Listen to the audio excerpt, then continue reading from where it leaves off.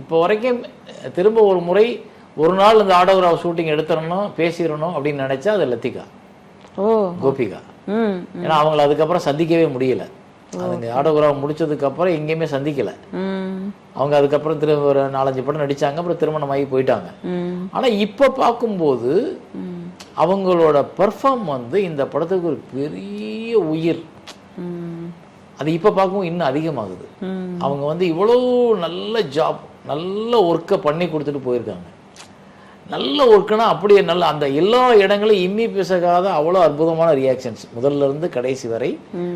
அவங்களோட பெர்ஃபார்ம் வந்து இந்த படத்தை வந்து பெருசா காப்பாத்தி இருக்குன்றது இப்பவும் நான் உணர்றேன்.